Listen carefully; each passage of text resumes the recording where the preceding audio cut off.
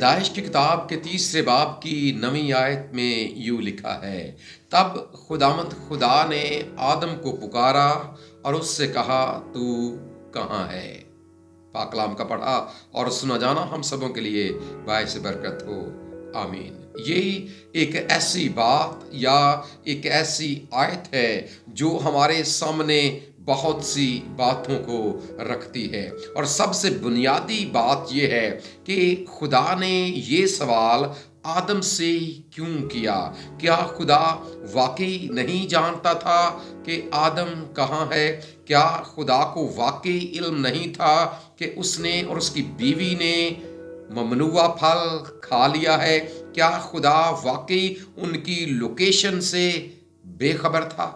یہ وہ بہت بنیادی سوال ہے جو یہ آیت مقدسہ ہمارے سامنے رکھتی ہے۔ لیکن پھر جب ہم اپنے خدا کے بارے میں جاننے کی کوشش کرتے ہیں، کتاب مقدس کے خدا کے بارے میں جاننے کی کوشش کرتے ہیں، تو پھر ہمارے سامنے یہ بات کھل کر آتی ہے کہ جس خدا کو ہم مانتے ہیں، جو کتاب مقدس کا خدا ہے، وہ قادر مطلق ہے، یعنی اس کی قدرت کی کوئی انتہا نہیں ہے۔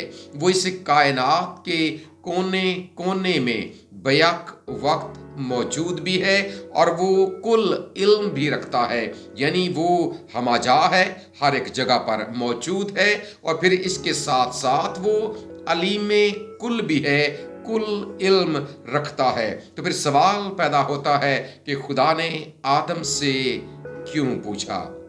ان دنوں انسان کے زیر استعمال ایک سسٹم ہے جسے GPS کا نام دیا جاتا ہے، اور یقیناً ہم سب اس ایپ کے بارے میں بخوبی جانتے ہیں، گلوبل پوزیشننگ سسٹم۔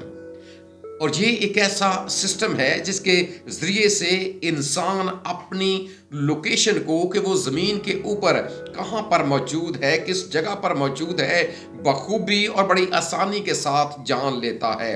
اس سسٹم میں کچھ سیٹلائٹ کام کر رہے ہوتے ہیں۔ جب آپ زمین کے اوپر اپنے موبائل میں اس ایپ کو آن کرتے ہیں تو وہ کنیکٹ ہو جاتا ہے ان سیٹلائٹس کے ساتھ، اور پھر ودن سیکنڈز آپ کو یہ علم ہو جاتا ہے کہ آپ اس وقت کہاں پر موجود ہیں۔ اور جب ہم اس کے بارے میں جاننے کی کوشش کرتے ہیں کہ انسان نے یہ کیسے ایجاد کیا، تو پھر بطور ایماندار یقیناً ہم اس بات پر پہنچ جاتے ہیں کہ خدا نے انسان کو دانائی دی، عقل دی، فہم دیا، سمجھ دی، اور انسان نے اس کا استعمال کیا، اور GPS جیسا سسٹم انسان نے ایجاد کر لیا تاکہ وہ اپنی پوزیشن کے بارے میں جان سکے۔ تو پھر وہ خدا جس نے انسان کو یہ دانائی دی، انسان کو یہ عقل دی، انسان کو یہ سمجھ دی کہ وہ اپنے بارے میں جان سکے، تو پھر وہ خدا کیا انسان کے بارے میں نہیں جانتا کہ انسان کون سا انسان کس جگہ پر موجود ہے؟ کیا خدا اس وقت آدم کے بارے میں نہیں جانتا تھا، حوا کے بارے میں نہیں جانتا تھا؟ پھر یہ کہ انہوں نے ممنوع پھل کھا لیا ہے، اور پھر یہ کہ انہوں نے اپنے آپ کو اس کی حضوری سے چھپا لیا ہے؟ یقیناً خدا جانتا تھا، یقیناً خدا کے علم میں تھا کہ وہ گناہ کر بیٹھے ہیں، یقیناً خدا کے علم میں تھا کہ انہوں نے اپنے آپ کو چھپایا ہے۔ پھر سوال پیدا ہوتا ہے کہ پھر خدا نے آواز کیوں دی کہ تو کہاں ہے؟ کیوں خدا نے آواز دی جب خدا جانتا تھا؟ یاد رکھیں، اس وقت خدا آدم اور حوا کو کچھ سکھانا چاہتا تھا، اور آج وہ ہمیں بھی کچھ سکھانا چاہتا ہے۔ اس لیے تھوڑی دیر کے لیے ہم اس بات پر غور کریں گے۔ اصل میں اس پکار کے پیچھے خدا کی وہ محبت کار فرما ہے جو وہ انسانوں کے ساتھ کرتا ہے، اس کا وہ پیار موجود ہے جو وہ انسانوں کے ساتھ کرتا ہے، کیونکہ وہ انسانوں کی ہلاکت نہیں چاہتا، وہ چاہتا ہے کہ سب کی توبہ تک نوبت پہنچے۔ اور آدم کو بلانے کا، پکارنے کا مقصد یہی تھا کہ وہ سامنے آئے، سامنے آ کر اپنے گناہ کو تسلیم کرے، لیکن اس نے ایسا نہیں کیا۔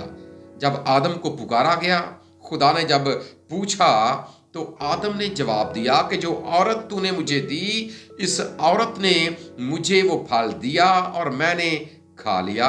औरत से पूछा गया, तूने क्या किया? तो औरत ने कहा कि सांप ने मुझे बहकाया और मैंने खा लिया। दोनों ने अपना गुनाह तस्लीम नहीं किया कि खुदावंद, हमने तेरी बात को इग्नोर करके, तेरी बात को रद्द करके, तेरे हुक्म को रद्द करके हमने अबलीस का हुक्म माना और हम इस हालत में पहुंच गए हैं।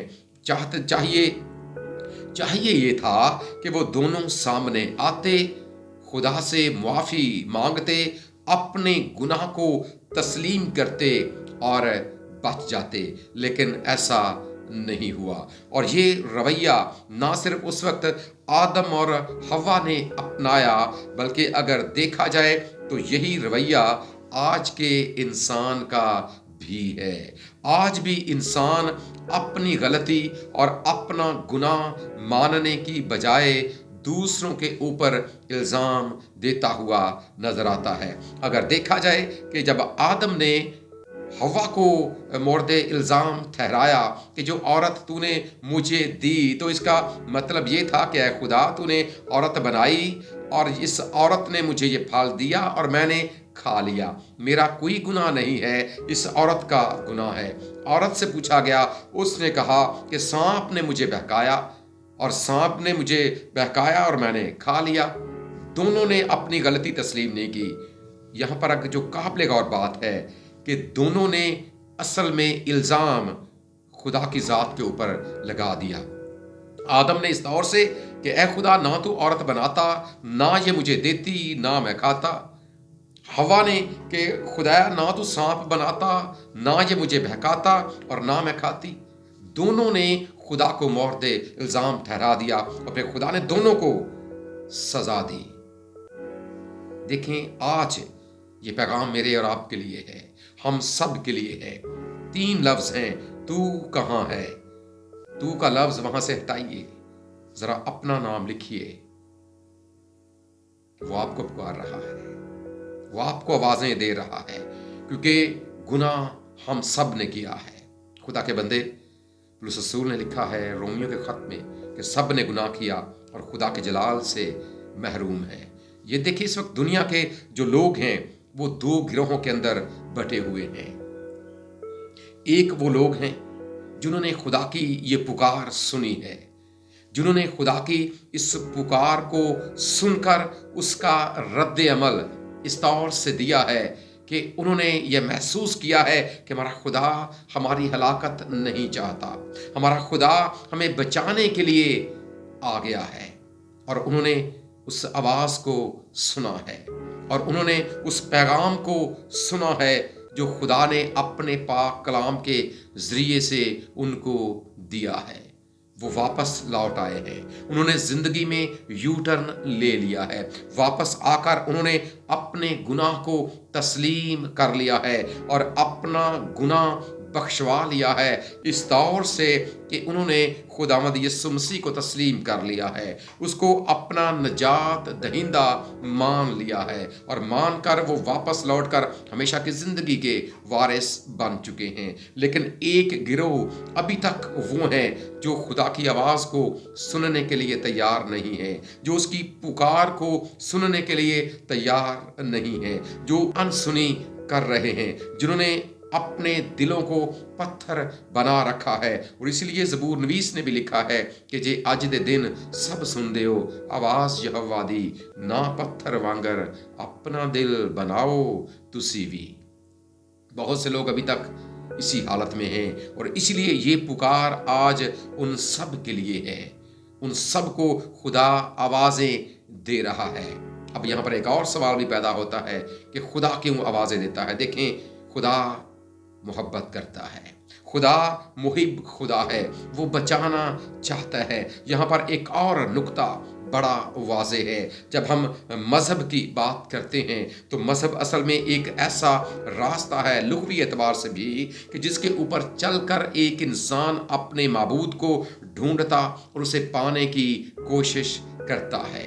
लेकिन जो बाइबल मुक़द्दस का खुदा है वो खुद गुनहगार इंसान के पीछे पीछे है और उसे पुकार रहा है। आप इस बात को इस तौर से भी सीख सकते हैं कि यहाँ पर खुदा ने आवाज़ दी कि तू कहाँ है। जब आप नए अहदनामे में उसकी पहली किताब मत्ती की इंजील को पढ़ते हैं तो वहाँ पर मजूसियों का ये सवाल कि वो कहाँ है। आप ज़रा इन दोनों का मुवाजना कीजिए। खुदा पुकारता है तू कहाँ है, वहाँ पर मजूसी जो इस बात से बेखबर थे उन्होंने ये पूछा कि वो कहाँ है। देखिए वो ढूंढने के लिए आए हैं, यहाँ पर खुदा ढूंढ रहा है।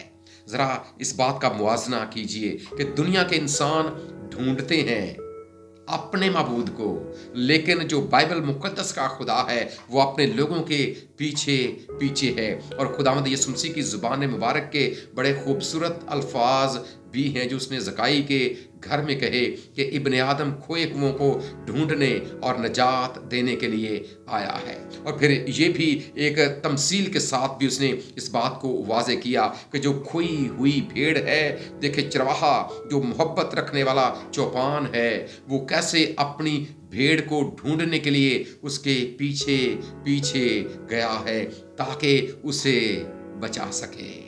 ज़रा महसूस करें कि आपका ताल्लुक किस गिरोह के साथ है।